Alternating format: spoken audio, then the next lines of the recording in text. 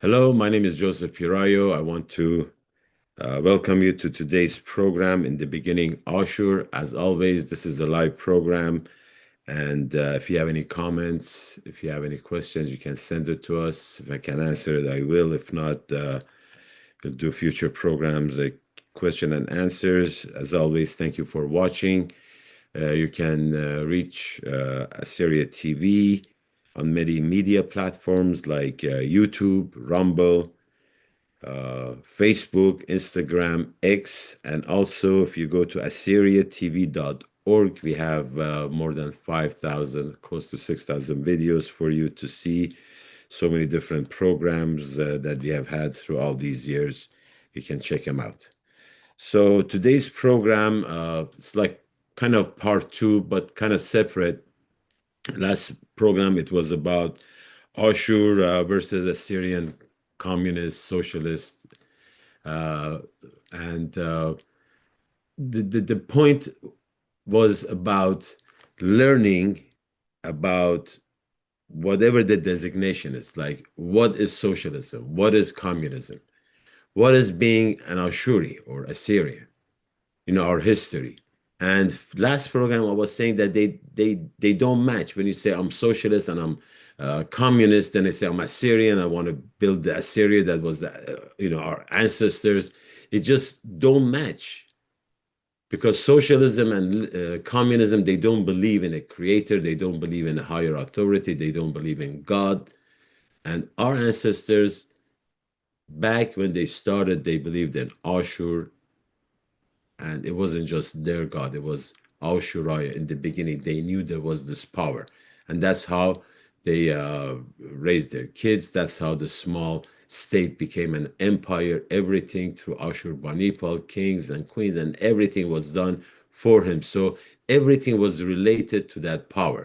So any organization, any groups that they want now to create a power or some entity that they want to say, okay, we will go and get Ashur back our land and be a power in the politics or everything.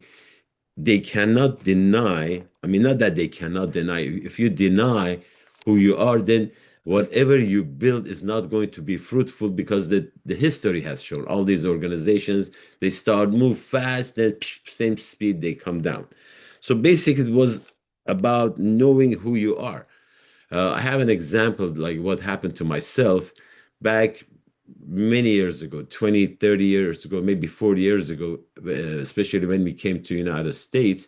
They were asking me, where are you from? I would say I'm from Iran, but I'm Assyrian. And a lot of people didn't know, like, what is Assyrian? And I had heard from some of my other friends, they would say Assyrian, Babylonian, Babylon. Oh, yeah, everybody knows Babylonian. So the point of communication was mostly through Babylonian. They knew who I was. It was always mixed, Assyrian, Babylonian together. And as uh, not a big deal, but as I learned, especially when I was with Assyrian National Broadcasting, when I was doing programs over there, I was exposed to something that is called Enuma Elish. I'm not sure if you're familiar with that. These are seven tablets that are called the seven tablets of creation by Babylonians. So that's the epic of creation, Babylonian creation. There are seven tablets that they found in the, I believe, Ashurbanipal library, if I'm not mistaken. And when they were deciphered, they realized that this is a story of creation. And there were many that they said the story that is in the Jewish and Christian Bible is taken from Enuma Elish, which is fine. But what I said meant was when I was exposed to these tablets, of course, I cannot read cuneiform, but thanks to internet, you go and find out what these tablets are contained. What is the story? What is that story of creation? And as I said, many of my Ashuri patriots that they Ashur, Ashur, Chaya, Ashur, always, we rely on Ashur, our power, our this and that had nothing to do, they had nothing to do with Christianity, and was saying that this is the true uh, story of creation, and the Bible has stolen all the information from that book. So I checked it out and found an English translation so I can read and see what's inside of it. I'm not going to go through the whole thing, but in this Babylonian creation, the end of the story is that Marduk becomes the God, the one with the power. So takes over, and he's the one point that thanks. So this is what I found in the internet about who Marduk is, and I guess he's fighting Tiamat. There was that power that they had to get rid of. As I said, this I'm not going to go to the story, but from what I learned is that Marduk at the end, he's the one that becomes victorious, and the Babylonians worship Marduk as their god. And I asked my patriotic Ashuri friends that, okay, it says Marduk. It doesn't say Ashur. They said, oh, you know, when the Babylonians had that story, our ancestors took Marduk and replaced the name with Ashur, right? Kind of makes sense, right? But wait a minute. When you read the story, Marduk is the son of god Ea, E-A, or Enki. His father is Ea or Enki, and his mother is the goddess Damkina. Okay, that's fine. What's the problem here? Wait a minute.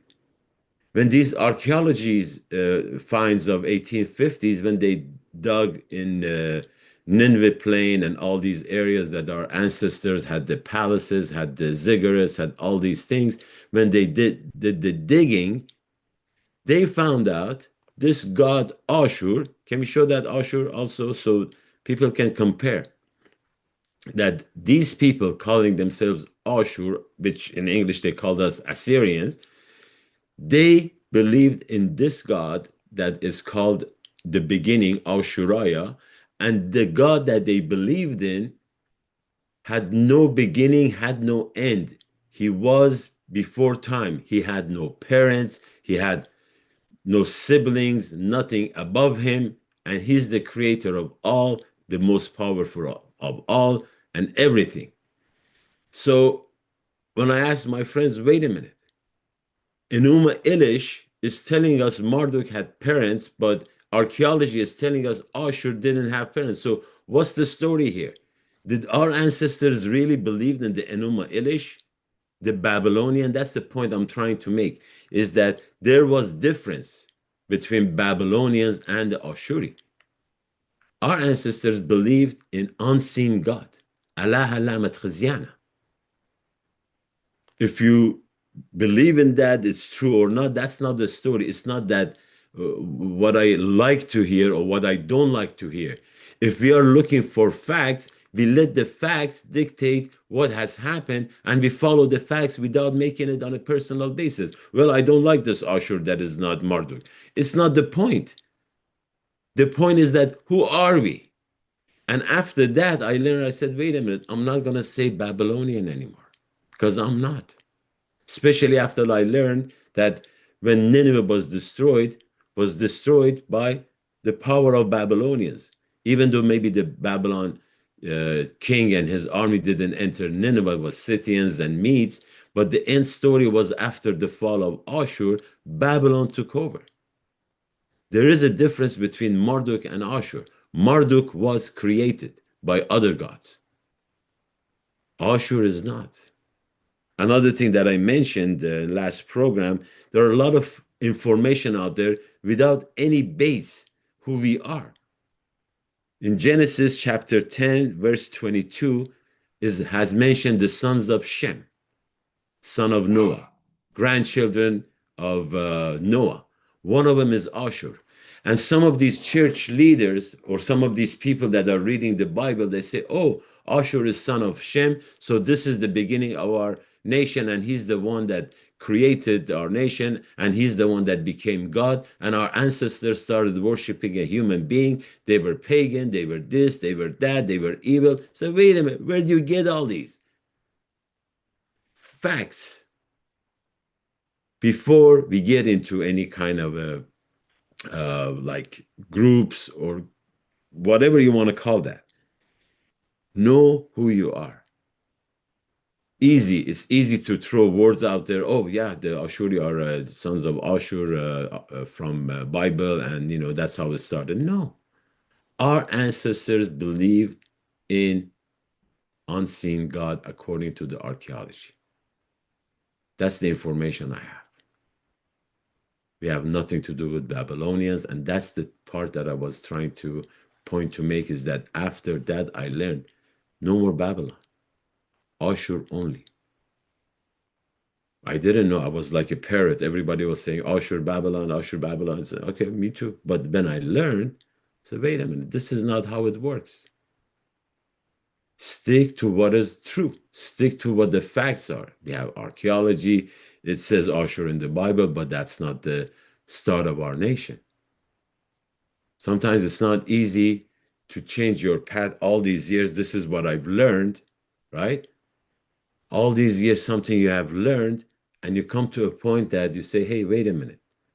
What I learned for all these years is not right. Can we show those videos? This is I saw this a couple of videos from our brothers and sisters that they call themselves Aramean. So I can't hear it. Is the video there? Yeah, I can't hear. But the reason is that I want to make sure that people that are hearing this video, first of all, look at the dance. Okay, to me, it looks like Shaitan.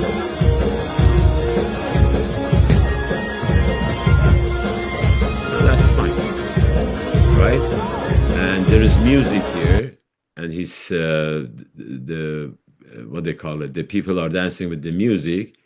And if you see the steps, there was like, I don't know, 15 years ago, there was that video from Khabur that these guys are dancing crazy, Sheikhani, Durane, Hakkari, right?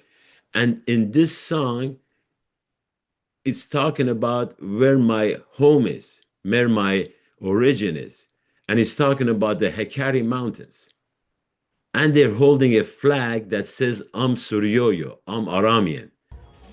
All Arameans that dancing right now to a song that says we are all from Hakkari. That's what I'm trying to say. If you read that, it says Tehe Umtan Suryaito Bart Oromaito, right? I don't need to understand exactly, but they say this is our. How about the other video that there is dancing Bagia? Because it's just not just one video, it's like two. Bagia, same thing, same dance. Bagia, right? We see this music in the Assyrian parties, in the Chaldean parties, in the Aramaya parties, Suryoya parties, all parties. Same dance, same song, same music, same everything, but they're holding different flags. Why? Unfortunately, like they've been told, and they trust the source that tells them, this is who you are. This is who you are, without checking. After I checked Enuma Elish, these are the facts. My brothers and sisters, and they argue with me, no, we are Babylonians. I said, you can call yourself whatever you want, but you're misinforming. You're putting us in a position that separates us from other brothers and sisters. And in this case, when I was looking at the video, I realized something. When these organizations, they try to say we are separate from religion. You know how they say separation of religion and politics. I believe in that too. The thing is that when you are in politics, for Ashuri people, you need to see the history. We were believers in Ashur, 2,000 years ago, we became believers in Jesus, that is the son of creator. And I say, well, if Ashur is the creator, Jesus is the son of Ashur, but that's another story. It's not for today. What I'm saying is that our nation from the beginning, when we then became Christian, they were under that power that they had faith. So all the politicians, I'm not saying to be part of any religious group or any denomination, zduited alaha. That's basically what I'm saying. There is something above you. Because when they don't have that fear, they become gods themselves and they think they can rule over us and we bend down towards them. That's what I'm saying. A politician getting Avidas Duited Allah. There is a power about. On the other side, when we talk about these religious people, we have this. Let's see these photos. First is, I believe, Afran Karim the second. This is gentleman is the head of the Syriac-Orthodoxe Church, and we have Marsako, head of the Chaldean Church, and Mar Ava Royal, he's the head of the Assyrian Church of the East. These three cover majority, these three denominations cover majority of our people that they believe that they are part of that group. And unfortunately, the first two groups somehow, because of either the leadership or whatever that is playing them, they think they are separate than being Ashuri.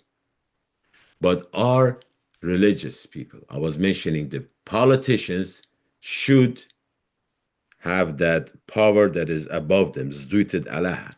At the same time, these religious people, they don't have to be part of a political system, but being umtanai. You can love your nation without loving, being part of the political group. Like, I'm a citizen of United States, but I don't belong to Republican or Democrats. Okay? I'm nobody's, what they call it, puppet. Oh, some people say, vote blue no matter who. These are the Democrats. Like, whoever is Democrat, I'm going to vote for that person no matter who. Or I'm red until I'm dead. Red is the color of Republicans. So they said, as long as the title of that representative is Republican, I will vote no matter what. That doesn't work for me. I will vote for whoever I think is doing the right thing for the Constitution of the United States. So you learn the Constitution, you become a citizen, you say, hey, I'm part of this nation. I've been here citizen of what, 34, 35 years, right? This is my country. Give me a right to vote. I vote for whoever I believe will do the best for the country, not for the best for the political group. Same thing when we look at these uh, heads of denominations. Unfortunately, two of them have separated us. Not that the third one is better. I'm talking about being umtanaya, not being what they call it, party group. All three, if they read the Bible, they know there is one Ashur. There is one Ashur. And that's the problem, that most of these organizations, when they start having their own parliament, council, group, this, that, they would be building something that the foundation is not strong. I remember years ago, trying to remember what was the name of that guy. They had this group called Assyrian Governance, and they came here to San Jose. There was a meeting. His name is Michael. I don't remember his last name, but he was very good to explain to us this governance. You know, with I guess it just started in Iraq. The group was Michael Yoash. Yes, Michael Yoash. He was very knowledgeable. He was explaining when the government starts, this is the group that's going to do this. This group is going to do that. Beautiful, beautiful. Everything laid out. One minor problem. See, when you start talking about the house, the rooms in the house, but there is no freaking foundation that the house is going to be built on, there is no house yet, nothing is being built, and we're talking about the rooms in the house, right? What happened? Where is this guy? All this governance, all we people. See, the problem is our people, we get excited. We are so desperate. Somebody says, Jude, oh, we go. Oh, what happened? Then after a while, nothing. Psst. The more we go up and down, we say, you know what, the hell with it. I don't want it anymore. Even if a group comes and wants to do the right thing and are on the right path, we get so discouraged. So discouraged. For the entities that they want to do anything, you better take care of these three guys. Because most of our people are on their group, under their, what they call it, authority.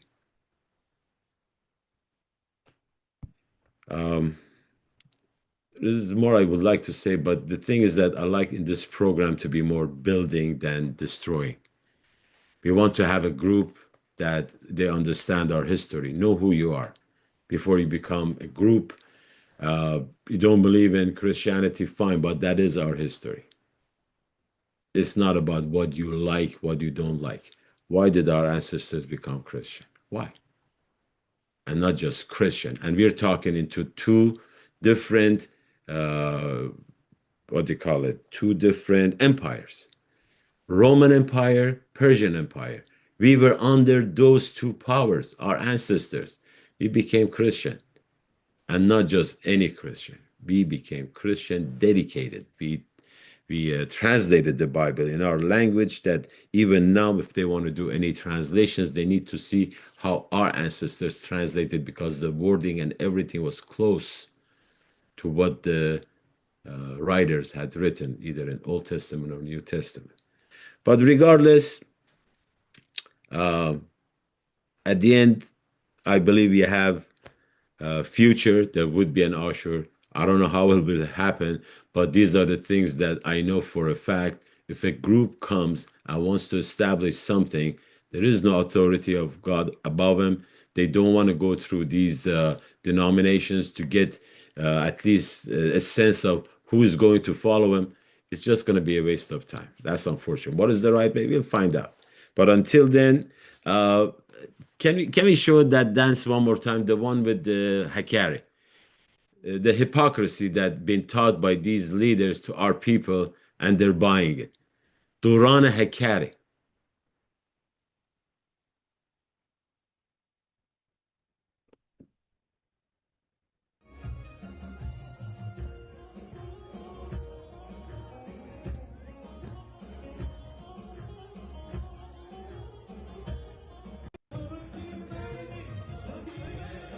Look at that.